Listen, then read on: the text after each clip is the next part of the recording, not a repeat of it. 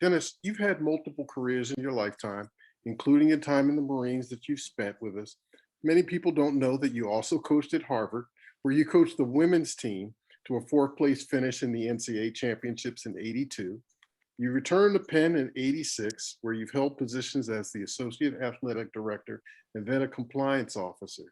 Can you talk about these opportunities and ultimately what made you keep coming back to Penn? Well, coming back to Penn, Penn is home. So, I mean, that's obvious. That's why, Penn is home. But let me talk a little bit about Harvard. After Wharton grad, I had two jobs at Penn. I mentioned the judicial inquiry officer and then another position as director of the W.B. Du Bois College House.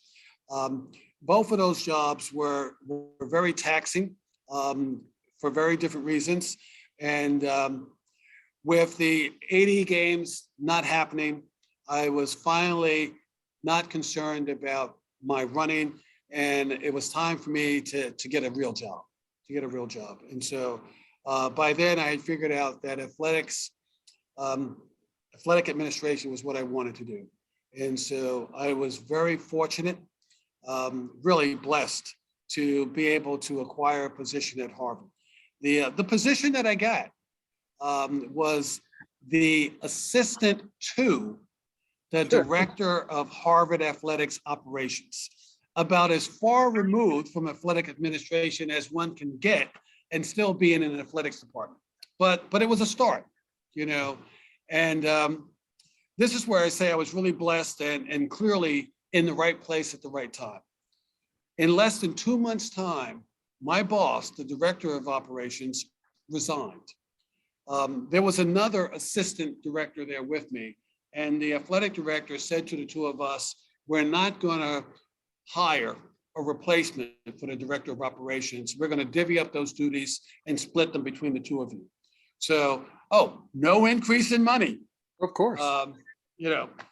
And so I was then charged with having the responsibility of the operational responsibility of all of Harvard's athletic facilities on the Cambridge side of the Charles. And so I relished that opportunity. That was what I was there for. But then, being in the right place at the right time, before the academic year was over, I was elevated to the position of assistant director of athletics because one of the assistant director of athletics had announced his upcoming retirement. And so they moved me into that position. So I found myself with the responsibility of not only all the operational stuff on that side of the river, but responsible for 19 of our sports, which included cross-country, track and field. Right. And then at the very end of that academic year, the legendary Bill McCurdy decides it's time for him to retire. And so that created an opportunity for us in the administration to combine the men and women's programs under a directorship. So the athletic director, Jack Reardon, a great guy, Jack says to me, he says, Dennis, how would you like to be the next head coach of Harvard Track and Field, the director? And I said, Jack, I just got here. I'm looking for a career in athletic administration. So I appreciate it, but no, it's not what I want. And so he said, well, if you're not going to be our next coach, then you have to chair the search committee. You have to find us a new director. And so I took that task, and it was challenging. It was very difficult. In the end, we found a very capable person to take over that role, except he did not have a background coaching the middle distances or distances. And one of the things we had said to all of the candidates that Bill McCurdy is retiring, nobody else is retiring. You have to absorb everybody else. Mm-hmm. And so as fate would have it, the only other distance person left. So now there was this big void. And the new director of cross-country track and field, the other thing was my administrative duties. That person reported to me. I was the boss. And so the director came to me and said, I'm having terrible time finding somebody on the salary that we can offer. Huh. And I said, well, this was known from the get-go. We can't increase the salary, so you have to find somebody. So the director of track and field goes to the athletic director and says, this is impossible. I can't find anybody. Denis has to do this.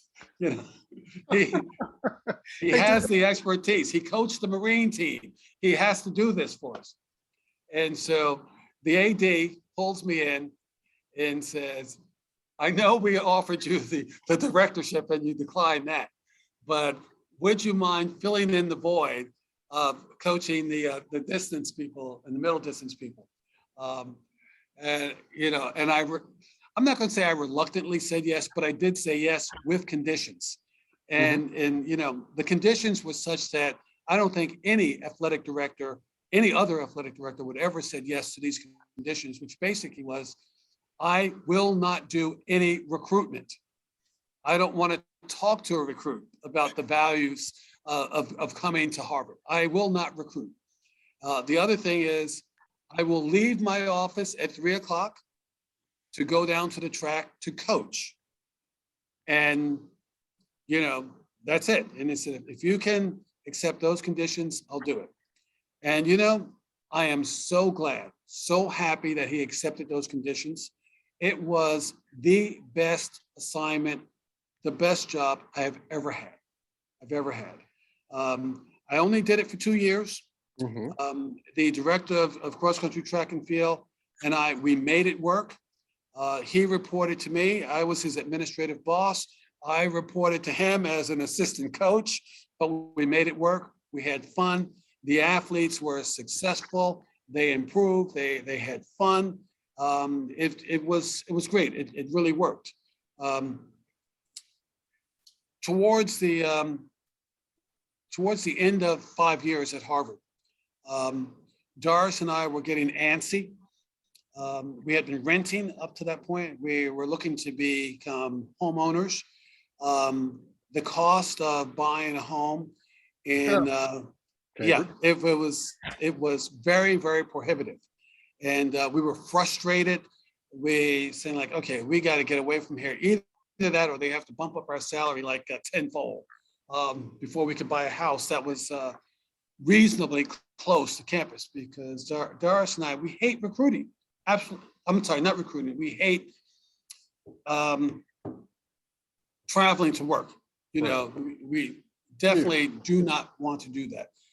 Every job we've ever had, we've been able to walk, so that's what we wanted. And that life in the Harvard Square area, it wasn't going to happen. And so Penn was looking for a new athletic director. I applied for that position, did not get it. And that also proved to be a good thing. But not having gotten that position, the new athletic director, Paul Rubenkamp, and president reached out to me and said they want me back, and opened the door for me to come back as an associate director of athletics. Also an opportunity for Doris to come back. She first came back as an executive assistant to the VP for University Vice President for Development before transitioning into the Director of Alumni Relations position. So it worked well for the two of us. And we stayed at Penn until we retired in summer of 2017.